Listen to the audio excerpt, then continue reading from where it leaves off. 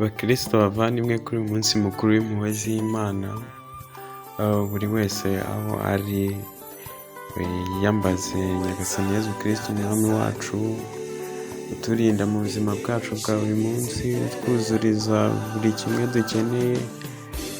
Impuhwe ze ni nyinshi ntizigereranywa, ziduhundagaza aho turi hose, mu byo dukora byose, mu bitugoye, mu bidufasha kubaho mu buzima bwacu bwa buri munsi. Rero kuri uyu munsi mukuru w'impuhwe ze, buri umwe wese amuture icyifuzo cye, amuture akababaro ke, amuture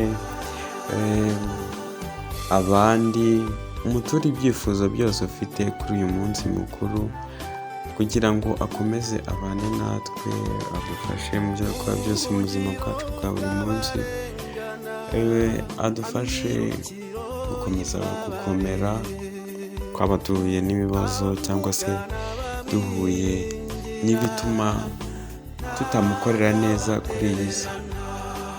Rero ababashije kugera ku ngoro ye kwa Yezu Nyirimpuhwe, musabire abatabashije kuhagera, kandi n'abari mu ngo zabo hari hose hatandukanye, bamusabe aramwumva.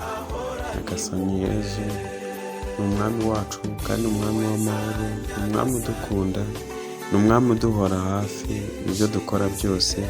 Mumwiyambaze rero, akomeze adufashe, aturengere mu byifuzo byacu, mu burwayi bwacu bwa hato na hato, mu burwayi twumva ko butakira.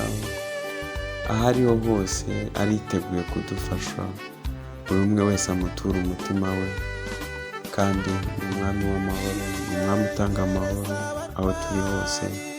Mwese abafashe kandi akomeze abiteho, akomeze afashe igihugu cyacu, akomeze tugire amahoro, kandi akomeze adusakazemo ibyishimo, abihebye bongere bagire icyizere. Kuri uyu munsi w'impuhwe rero za Nyagasani, twese tumuture imitima yacu, tumuture ibyifuzo byacu. Nongera kugaruka mvuga nti ni umwami w'amahoro kandi ni umwami uganje, yaje kugira ngo adukize.